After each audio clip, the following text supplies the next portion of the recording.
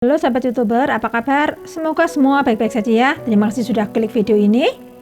Untuk kisah nyata kali ini adalah kisah air susu di balas air tuba antara keponakan dan sang bibi yang terjadi di Lampung pada awal tahun 2019.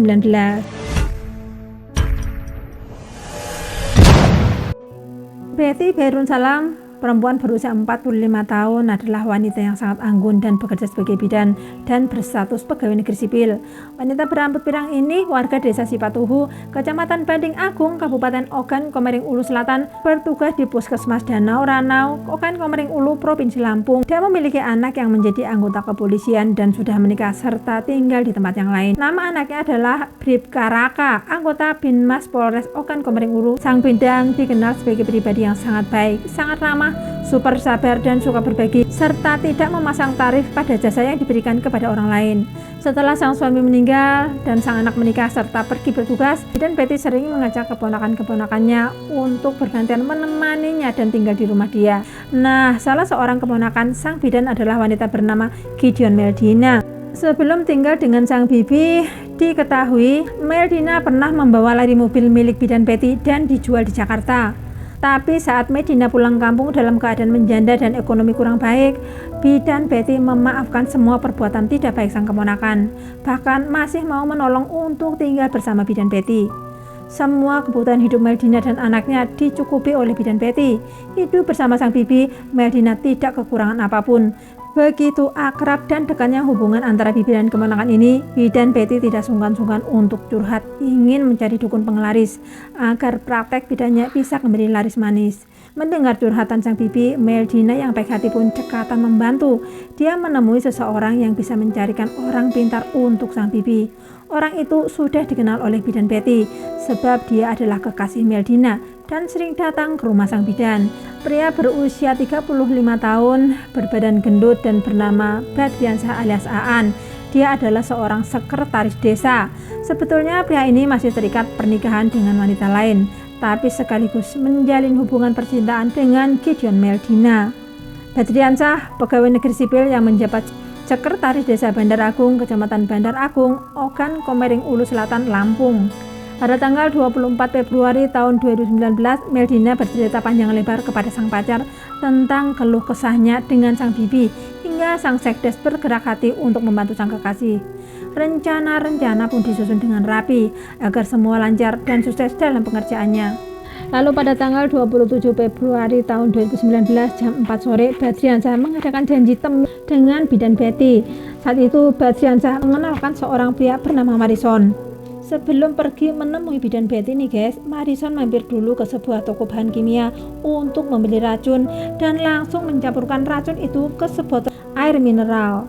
Tidak lama kemudian Marison pun tancap gas menuju tempat janji temu dengan Badriansyah dan bidan Betty. Setelah ketiganya bertemu, Marison mengaku bahwa dirinya adalah anak seorang dukun yang akan membantu membuatkan jampe-jampe penglaris seperti keinginan bidan Betty. Kepada sang bidan, Marison mengatakan kalau dirinya saat itu sudah membawa ubur rampe lengkap dengan menunjukkan sebuah kantong plastik yang berisi bunga-bunga serta air di dalam sebuah botol. Bahkan Marison mengatakan kalau ritual itu harus dilakukan di sebuah sungai yang berarus deras dan berair bersih, serta harus dilakukan pada hari itu juga. Tidak membuang-buang waktu, ketiganya pun langsung menaiki mobil Pajero milik bidan Betty yang berplat nomor polisi BG 1462YG. Badriansyah mengemudikan mobil, Betty duduk di jok depan samping supir, dan Marison duduk di bangku jok tengah tepat belakang bidan Betty. Mobil pun melaju melalui jalan-jalan di dekat hutan untuk mencari sebuah sungai seperti yang dimaksud untuk melakukan ritual. Tidak lama kemudian mereka menemukan sebuah sungai. Marison dan bidan Betty turun ke sungai untuk memulai melakukan ritual itu. Bidan Betty harus menghanyutkan bunga-bunga yang dibawa oleh Marison. Kemudian sang bidan juga diharuskan mencuci muka, membasahi sedikit rambutnya, cuci tangan sampai pergelangan tangan dan kaki dengan air sungai yang sama. Setelah semua beres, masih di dalam sungai itu, Marison memberikan botol berisi air untuk diminum bidan Betty. itu adalah akhir dari rangkaian prosesi ritual pengelarisan yang dijalankan oleh sang bidan. Marison dan bidan Betty kembali ke mobil Pajero yang terparkir tidak jauh dari tempat itu. Sedangkan Badriansah yang sejak awal mengawasi prosesi hanya saling pandang dengan Marison. Posisi duduk tetap seperti semula. Badriansah menyetir, bidan Betty di sebelahnya, dan Marison di jok tengah belakang bangku bidan Betty. Mobil pun kembali melaju, tapi tidak lama kemudian bidan Betty mengeluh. Dia merasa tidak enak badan, kepala pusing, perut melilit, dan badan lemas gemetaran. Bidan Betty meminta agar Badriansah menyempikan mobil sebentar, sebab sang bidan ingin turun untuk muntah-muntah. Benar saja teman-teman, setelah turun bidan Betty muntah-muntah. Tapi keadaan tidak menjadi semakin baik. Justru setelah muntah, sang bidan makin lemas. Saking lemasnya, dia sampai dipapah oleh Marison sebab tidak mampu berdiri untuk kembali masuk ke dalam mobil. Saat itu sang bidan memilih untuk tiduran di jok belakang mobil. Badriansah yang mengemudikan mobil menawari sang bidan untuk dibawa ke rumah sakit Liwa. Bidan Betty yang sudah sangat kepayahan langsung mengiyakan. Iya, pergi secepatnya ke rumah sakit. Tapi teman-teman, ternyata tanpa sepengetahuan sang bidan, Badriansah membawa mobil Pajero itu tidak menuju ke rumah sakit Liwa. Di dalam mobil, si anak dukun yang melihat sang bidan masih bernafas justru langsung mengambil 2 bantal bermotif Hello Kitty milik bidan Betty yang memang selalu ada di dalam mobil, dan membekap wajah sang bidan dengan bantal serta mencekik wanita malang itu.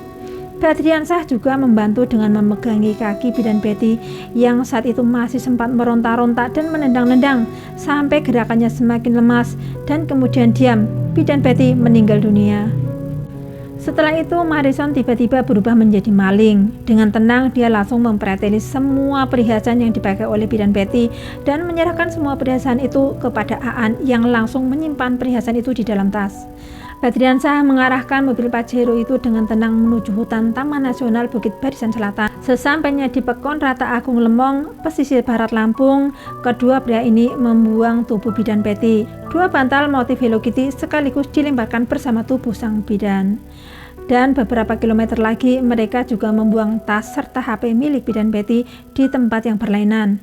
Mobil Pajero yang disupiri oleh Badriansah menuju ke Krui. Sampai di kawasan Pantai Cukung sudah jam 11 malam. Badriansah menelpon seorang teman Marison yang bernama Asrul. Dia meminta tolong agar Asrul datang ke tempat itu dan membawakan minyak kelapa saat itu juga. Diketahui Asrul Mubarik adalah warga desa Sukamaju, Kecamatan Banding Agung, Kabupaten Ogan Komering Ulu Selatan. Beberapa saat kemudian Asrul datang mengendarai sepeda motor dan membawa minyak kelapa seperti permintaan Aan. Marison dan Asrul melepas plat nomor mobil Pajero dan melumuri minyak kelapa di beberapa bagian bodi mobil itu. Tujuannya untuk menghilangkan sidik jari mereka yang bertebaran di beberapa bagian mobil Pajero tersebut. Sedangkan Badriansah tetap berada di dalam mobil di balik kemudi, pintu kemudi terbuka dan lampu di dalam mobil menyala. Proses ini memakan waktu beberapa menit ya teman-teman. Badriansah dan Marison ini benar-benar memastikan bila semua bagian yang sempat disentuh oleh tangan mereka terlumuri dengan minyak kelapa. Setelah semua dirasa beres, 3 pria ini meninggalkan mobil Pajero di tempat itu begitu saja. Mereka pergi dengan boncengan bertiga dengan sepeda motor milik Asrul. Kunci kontak mobil dibawa oleh Badriansah. 3 pria ini tidak menyadari kalau di saat itu ada beberapa orang pria yang menyaksikan semua hal yang mereka lakukan. Tidak menunggu lama, Badriansah langsung menghubungi sang kekasih Gideon Meldina dan mengabarkan keberhasilan usaha mereka bahwa sang bibi sudah tewas meminum ramuan yang diracik oleh Marison. Meldina lega, tersenyum puas sebab ternyata dialah dalang dari semua ini. Sandiwara mereka berhasil dengan sukses. Sekalipun ramuan itu tidak langsung membuat sang bibi meninggal dunia. Tapi yang penting endingnya toh sang bibi tewas juga. Meldina merasa sakit hati kepada sang bibi sebab dirinya dulu pernah berhutang kepada sang bidan Betty sebesar 200 juta untuk modal usaha. Kemudian sang bibi selalu menagih sambil ngomel-ngomel. Hal itulah yang membuat Meldina marah kepada sang bibi. Hubungan bidan Betty dengan Meldina serta anak-anak Meldina sangat harmonis. Sang bidan sering pontang-panting mencarikan hal-hal yang disukai dan dibutuhkan oleh Meldina dan anak-anaknya. Saat sang bibi ingin mencari dukun untuk pengelarisan, muncullah ide di hati Meldina untuk menyingkirkan sang bibi selamanya, agar dia terbebas dari hutang dan tidak ada lagi yang mengomelinya. Meldina bekerja sama dengan kekasihnya yaitu Badriansah yang langsung menghubungi sang eksekutor Marison. lalu melakukan ritual dan semuanya beres. Badriansah berjanji akan memberi upah sebesar 25 juta rupiah kepada Marison dan 2 juta rupiah kepada Asrul. Tapi uang itu masih belum dibayarkan, belum dibagi-bagi. Tapi apa yang kemudian terjadi? Besoknya hari Kamis tanggal 28 Februari 2019, sehari setelah bidan Betty meninggal, seorang penduduk yang melintas di kawasan Taman Nasional Bukit Barisan Selatan di Pekon Rata Agung Lemong, pesisir barat Lampung, menemukan jasad seorang wanita yang tidak dikenal, berbaju motif batik berwarna pink, bercelana panjang hitam, dan ditutupi 2 bantal motif Hello Kitty.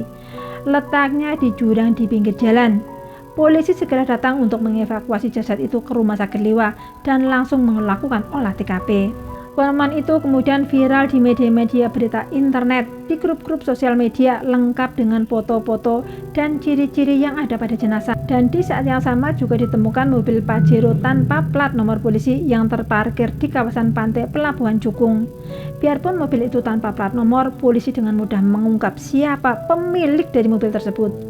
Bribda Raka, seorang polisi yang merupakan anak dari Bidan Betty, seorang PNS bidan yang bertugas di Puskesmas Danorano, Ogan Komering, Ulu Lampung. Saat sang anak diberitahu, Bribda Raka langsung datang menuju ke Rumah Sakit Liwa untuk mengidentifikasi dan membenarkan bila jasad wanita itu adalah sang ibu, Bidan Betty. Di lain tempat, tetangga Bidan Betty yang membaca berita dan melihat foto penemuan jasad itu langsung curiga sebab jasad itu sangat mirip dengan Bidan Betty.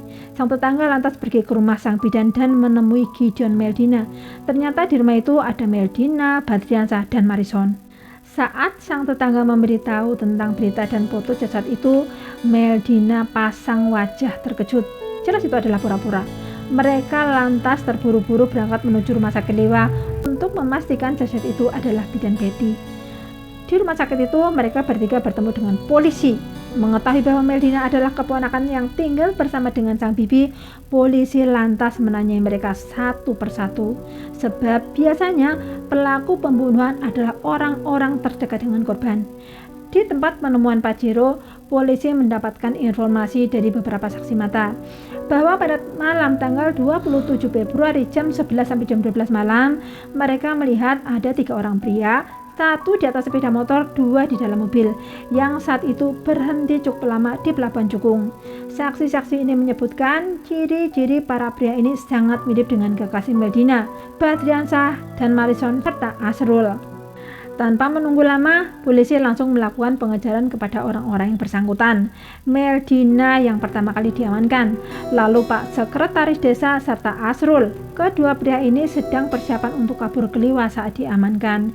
2 pria ini terpaksa ditembak kedua kakinya, sebab saat akan ditangkap, mereka melakukan penyerangan kepada pihak aparat dengan menggunakan senjata tajam. Sedangkan Marison yang belum sempat menerima bayaran atas jasanya, kabur dan masuk dalam daftar pencarian orang atau DPO.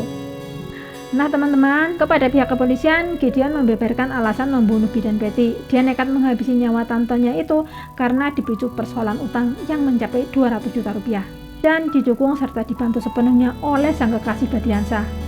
Mereka bertiga dijerat dengan pasal 340 Kitab Undang-Undang Hukum Pidana tentang pembunuhan berencana. Tapi teman-teman, saya minta maaf banget karena saya tidak bisa menemukan kapan tanggal tepatnya sidang pertama mereka digelar. Gideon, Meldina, dan Badriansah terbukti sebagai dalang dan pelaku utama atas kasus meninggalnya Bidan Betty. Majelis Hakim Pengadilan Negeri Tanjung Karang di Bandar Lampung menjatuhkan vonis hukuman kepada terdakwa Gideon, Meldina, dan Badriansah alias selama 20 tahun penjara. Tapi Asrul Mubarik dijatuhi hukuman penjara yang sedikit lebih ringan.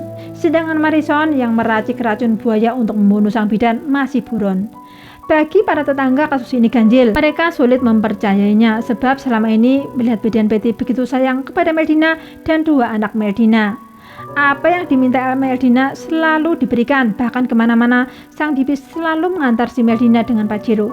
Tapi tidak dinyana, di balik semua itu tanpa disadari sang bibi, dendam dan amarah sudah membara di hati sang keponakan hingga dia tega menyewa pembunuh bayaran seharga 27 juta rupiah untuk menghabisi nyawa sang bibi.